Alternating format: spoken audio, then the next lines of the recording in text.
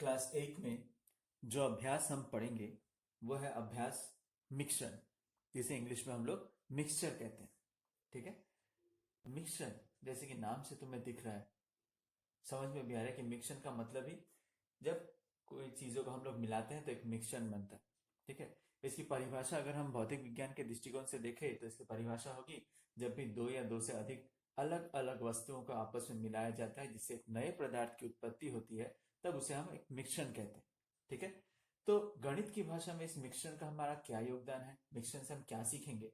हम गणित में ये सीखेंगे कि कैसे अलग अलग पदार्थों या अलग अलग चीजों द्वारा जब मिश्रण बनाया जाता है, अलग अलग पदार्थों को जब अलग अलग अनुपातों में मिलाया जाता है, उससे जो नया पदार्थ बनता है, उस नए पदार्थ में जिन पदार्थों से बना है उन पदार्थों का किस अनुपात में योगदान हुआ है, ये हम गणित में सीखेंगे। तो सबसे पहले हम देखते हैं मिश्रण का एक साधारण सा उदाहरण। जैसे कि उदाहरण मान लेते हैं कि हमारे पास बालू यानी सैंड,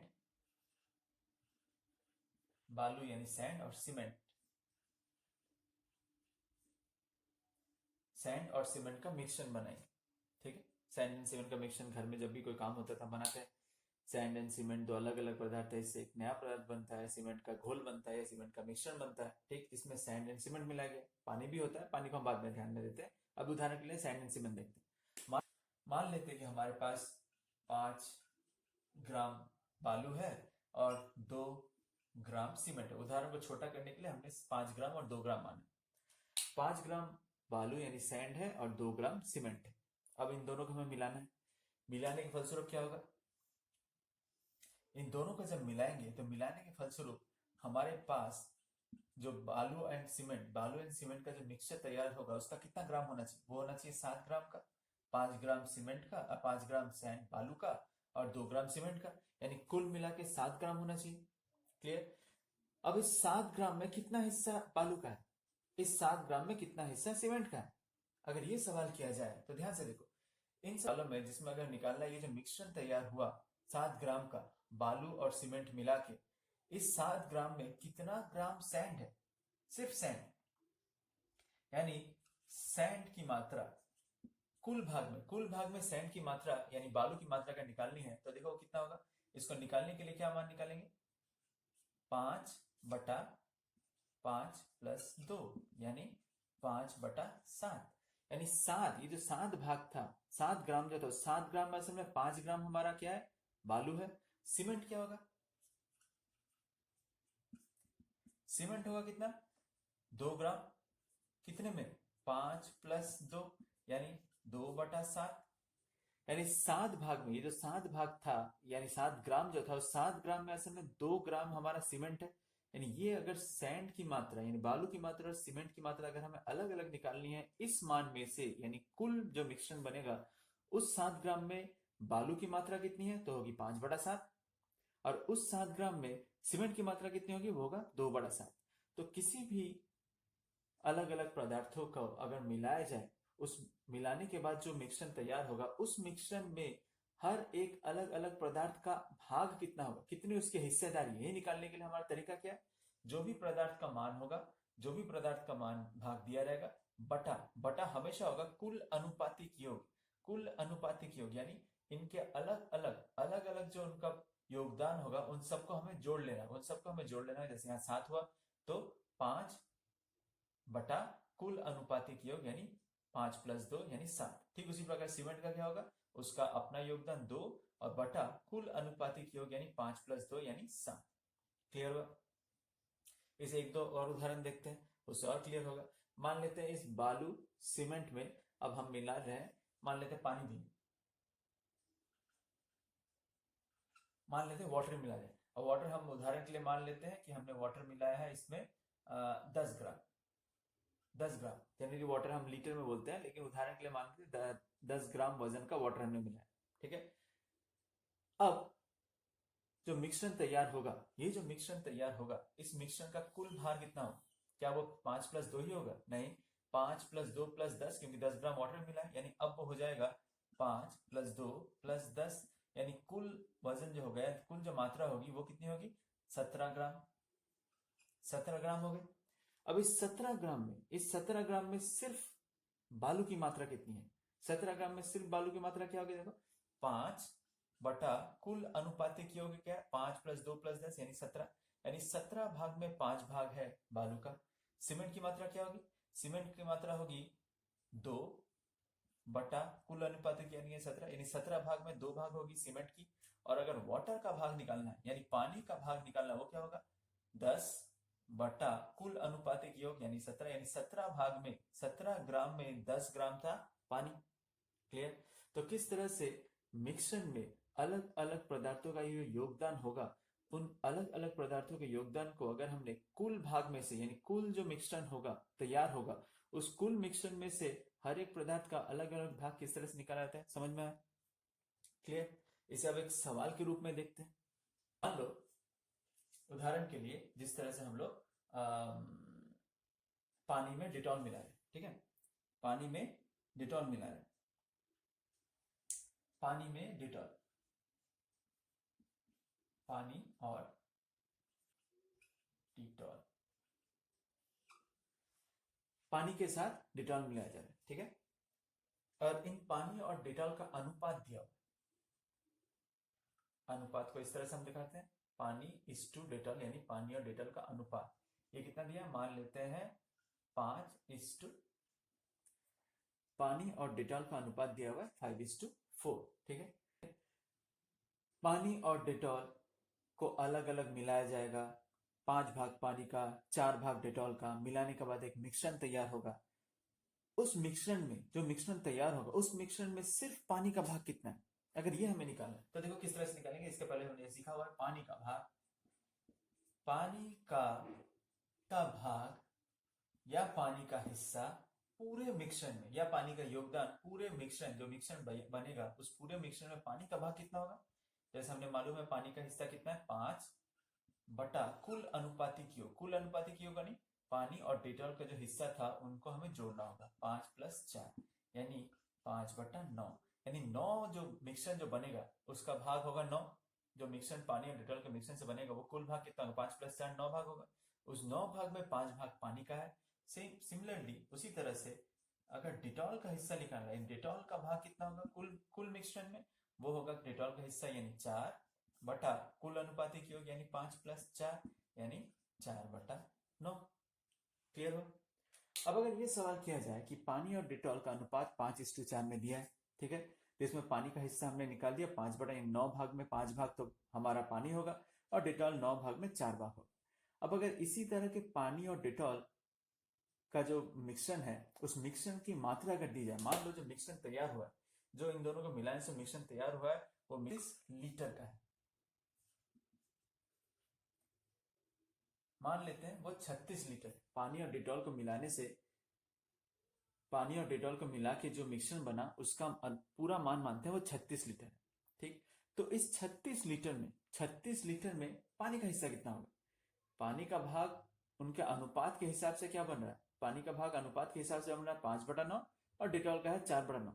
तो इस 36 लीटर पानी और डिटॉल के मिश्रण में पानी का हिस्सा कितना होगा, 36 लीटर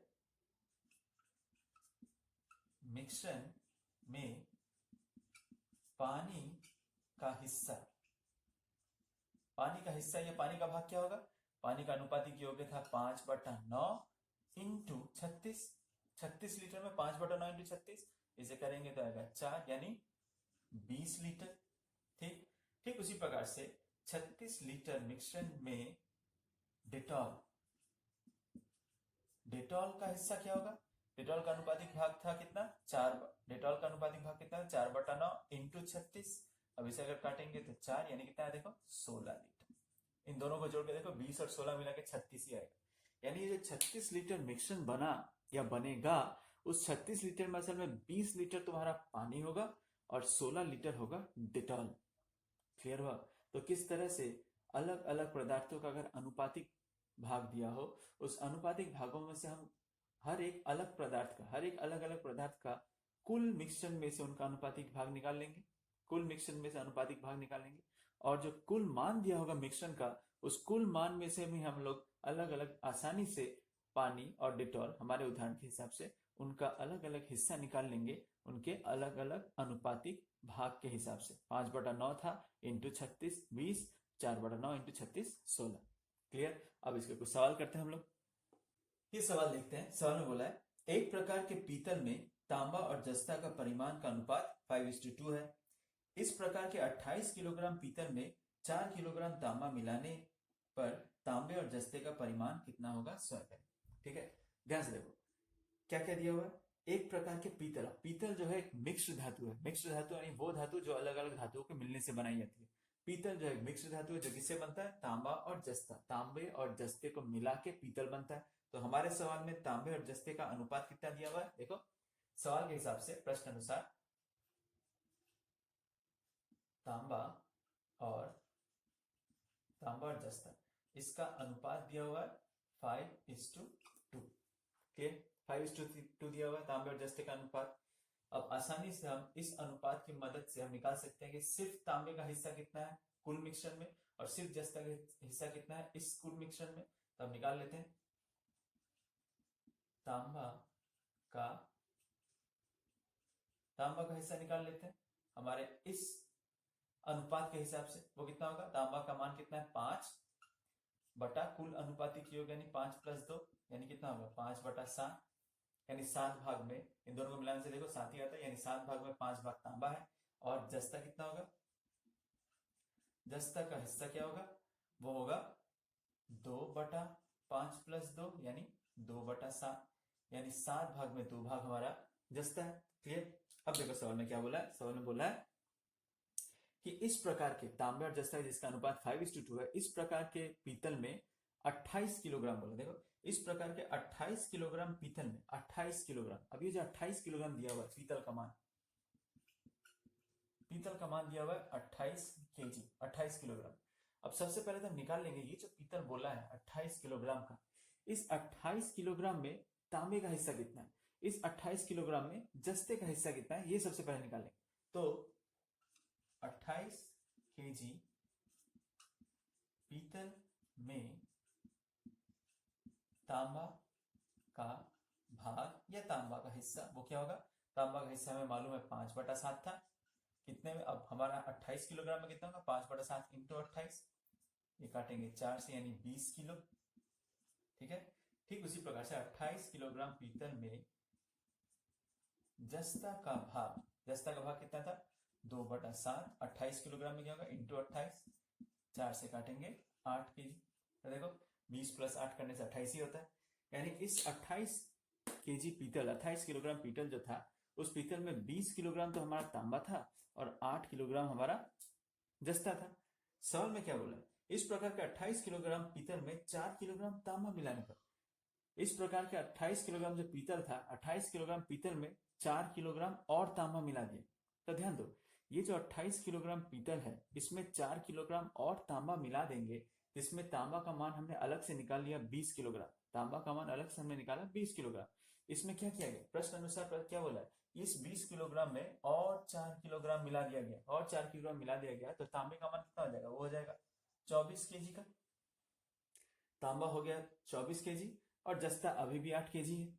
और सवाल में बोला गया है प्रकार के पीतल में जिसमें 4 किलोग्राम और तांबा मिलाया गया है, मिलाने के बाद तांबे और जस्ते का परिमाण क्या होगा, यानी अब हमें इसका निकाल लेना होगा तांबा और जस्ता का अनुपात निकालेंगे, यानी इनका परिमाण कितना हुआ, ये मिलाने के बाद 4 किलोग्राम मिलाने के बाद इनका अनुपात अब कितना हुआ, तो अब होगा कितना 24:8। अब 24:8 अगर इसे देखो, इसे अगर हम लोग काटे 3 से काटे 8 से 3 कट जाएगा, 8 से 24 कट जाएगा, नहीं होगा 3:1। यानी अब ये जो 4 किलोग्राम और मिलाने के बाद, 4 किलोग्राम और तांबा मिलाने के बाद तांबे और जस्ते का जो अनुपात यानी परिमाण जो होगा वो असल में होगा 3:1। क्लियर होगा, समझ गए। देखते हैं हम लोग एक प्रकार के जर्मन सिल्वर तांबे जस्ते और निकल के परिमाण का अनुपात 4:3:2 है। इस प्रकार के 54 किलोग्राम जर्मन सिल्वर में कितना किलोग्राम जस्ता मिलाया जाए कि तीनों के परिमाण का अनुपात 6:5:3 हो जाए। तो ध्यान दो यहाँ पे एक जर्मन सिल्वर के बारे में बोला गया। जर्मन सिल्वर भी एक मिक्स्ड धातु है जो 3 अलग अलग धातुओं के मिलने से बनी है, जो कि है तांबा, जस्ता और निकल। अब तांबा और जस्ता और निकल को प्रश्न अनुसार किस अनुपात में मिलाएंगे, हम लिख लेते हैं तांबा जस्ता और निकल। तांबा, जस्ता और निकल को अनुपात जो मिलाया गया वो है प्रश्न अनुसार 4:3:2। 4:3:2 इस अनुपात में तांबा, जस्ता और निकल को मिलाया गया। तो हम आसानी से इस अनुपात से निकाल सकते हैं कि इस मिक्सचर में, जिस मिक्सचर में 4:3:2 में तांबा, जस्ता, निकल को मिलाया गया, सिर्फ तांबे का भाग कितना है? सिर्फ तांबे का भाग, तांबा का भाग क्या निकालेंगे? तांबा का मान कितना था? 4। कुल अनुपातिक योग क्या होगा? 4+3+2 यानी 4/7, 9, यानी 9 भाग में 4 भाग है तुम्हारा तांबे का। जस्ता का भाग कितना होगा? जस्ता का भाग होगा 3/9। ठीक उसी प्रकार से निकल का भाग कितना होगा? वो होगा 2/9। 9 भाग में 2 भाग निकल है, 9 भाग में 3 भाग जस्ता है और 9 भाग में 4 भाग तांबा है। सवाल में देखो क्या बोला है, 54 किलोग्राम जर्मन सिल्वर में। अब इस प्रकार का जो जर्मन सिल्वर है उसका कुल वजन दिया हुआ है 54 किलो। जर्मन सिल्वर का कुल वजन दिया कितना? 54 केजी। जर्मन सिल्वर का कुल जो मान दिया वो है 54 केजी का। अब इस 54 केजी में, 54 केजी में हम आसानी से निकाल सकते हैं कि तांबा का मान कितना है, कितना किलोग्राम तांबा है, कितना किलोग्राम जस्ता होगा, कितना किलोग्राम निकल। निकाल लेते हैं, देखो कैसे। 54 केजी जर्मन सिल्वर में तांबा का मान कैसे निकालेंगे? तांबा का अनुपातिक भाग था कितना? 4/9। कितने किलोग्राम में? 54 किलोग्राम में। 9 से काटेंगे, ये 6, यानी कितना आएगा देखो? 24 केजी। तांबा का हिस्सा हुआ 24 केजी। ठीक उसी प्रकार से 54 किलोग्राम जर्मन सिल्वर में जस्ता का मान कितना होगा? 3/9 इंटू 54, कितना आएगा? 18 केजी। जस्ता का मान निकल गया 18 केजी। ठीक उसी प्रकार से 54 किलोग्राम जर्मन सिल्वर में निकल का मान कितना आएगा? निकल का भाग था 2/9 इंटू 54, 9 से करेंगे 6, यानी ये हुआ 12 केजी। यानी 54 केजी इस 54 किलोग्राम तांबे, इस 54 किलोग्राम जर्मन सिल्वर में 24 किलोग्राम तांबा है, 18 किलोग्राम जस्ता है, 12 किलोग्राम निकल है। हमने अलग अलग निकाल लिया। ठीक है, सवाल में जो बोला इसके बाद, इस प्रकार के 54 किलोग्राम जर्मन सिल्वर में कितना किलोग्राम जस्ता मिलाया जाए? कितना किलोग्राम और जस्ता मिलाया जाए? तो जस्ता तो 18 किलोग्राम था, हम और कितना मिलाएं? कितना किलोग्राम जस्ता मिलाया जाए कि तीनों के परिमाण का अनुपात 6:5:3 हो जाए? तो ध्यान दो, इस सवाल में बोला है कि हमें इसमें कितना किलोग्राम और जस्ता मिला। तो हम मान लेते हैं कि माना x किलोग्राम जस्ता मिलाया गया। ठीक है, अतः अब जब x किलोग्राम जस्ता तो था ही 18 किलो, x किलोग्राम और अगर जस्ता मिलाया जाए, क्योंकि प्रश्न बोला कितना किलोग्राम और जस्ता मिलाया जाए, तो हमने मान लिया वो x किलोग्राम जस्ता मिलाया। तो अतः अब जस्ता का मान कितना होगा? अब जो है वो जस्ता का मान कितना होगा? 18 किलोग्राम पहले ही था, अब हो गया वो कितना? 18 प्लस x। ठीक है, 18 प्लस x हो गया। और सवाल में बोला है कि जितना किलोग्राम हम जस्ता मिलाएंगे, मिलाने के बाद इनका जो अनुपातिक भाग होगा, वो कितना होगा? सवाल में दिया हुआ है 6:5:3, ये दिया हुआ है सवाल में कि इनको मिलाने के बाद, यानी x किलोग्राम और मिलाने के बाद तांबा, जस्ता और निकल का जो अनुपात होगा, पहले जो अनुपात था क्या था? 24, 18, 12, इनका अनुपातिक योग करेंगे, अनुपातिक भाग करेंगे तो 4:3:2 आएगा। ठीक, लेकिन x किलोग्राम और मिलाने के बाद अब इनका अनुपातिक भाग करेंगे तो वो होगा 6:5:3। क्लियर, यहां तक समझ में आया? जबकि हमने x किलोग्राम मिलाया, जिससे जस्ता का मान हो गया 18 प्लस x।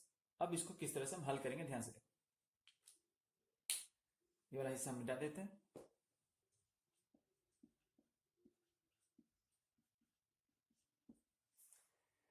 माना x किलोग्राम जस्ता मिलाने के बाद, जो हमने अभी थोड़ी देर पहले देखा था, x किलोग्राम जस्ता मिलाया तो जस्ता का मान हो गया 18 प्लस x। ठीक है, प्रश्न अनुसार क्या बोला है? जर्मन सिल्वर का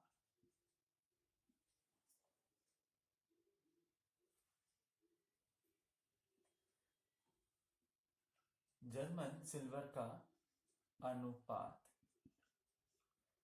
जर्मन सिल्वर का अनुपात, जर्मन सिल्वर जो तांबा जस्ता निकल से बना है ये x किलोग्राम और मिलाने के बाद उसका अनुपात क्या हो जाएगा 6:5:3। 6 हम क्या करेंगे, अब हम ये जो है तांबे जी 6 जो है हमारा किसको दर्शा रहा है, तांबे को दर्शा रहा है, 5 जो हमारा जस्ता और 3 जो हमारा निकल को दर्शा रहा है। अनुपात, ये अनुपात में दिया हुआ। अब अगर हम अनुपात निकाले, क्योंकि हमने किलोग्राम कितना किलोग्राम था ये हम निकाल चुके हैं। जैसे कि हमने देखा था 24 किलोग्राम हमारा तांबा था, 18 किलोग्राम जस्ता था और 12 किलोग्राम निकल था।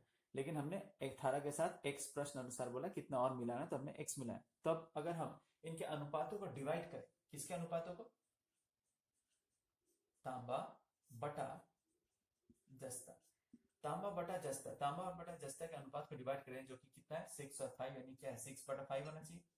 ठीक, तांबा का मान कितना है, इसके पहले हमने किया था, तांबा का मान था 24 किलो, जस्ता का मान कितना हो गया अभी 18 प्लस x किलो, ये कितना होना चाहिए 6/5। क्लियर, तो यहां हम एक समीकरण मिल रहा है 24/18 प्लस x इक्वल टू 6/5। अब इसे हल कर लेते हैं, यहाँ क्या होगा क्रॉस मल्टीप्लिकेशन करो तो होगा 24 × 5 इक्वल टू 6 × 18 प्लस x। तो 24 × 5 करेंगे तो यहाँ कितना आएगा 20, 120 इक्वल टू 6 × 18 प्लस 6x। ठीक है, और 120 इक्वल टू 6 × 18 करेंगे तो आएगा 108 प्लस 6x। अब ये 108 को इस तरफ ले जाओ, यहां करता हूं 120 माइनस 108 इक्वल टू 6x। 120 और 108 माइनस करेंगे कितना आएगा, यहाँ आएगा 12, और x का मान क्या होगा, वो होगा 12/6 यानी 2, यानी x आया तुम्हारा 2 kg। यानी ये x का मान हमें निकालना था कि कितना किलोग्राम हमें जस्ता मिलाना होगा। जस्ता मिलाएंगे कि अनुपात बन जाए 6:5:3, कितना किलोग्राम, तो हमने x का मान निकाल लिया वो है 2 किलोग्राम। यानी पहले समझ गए।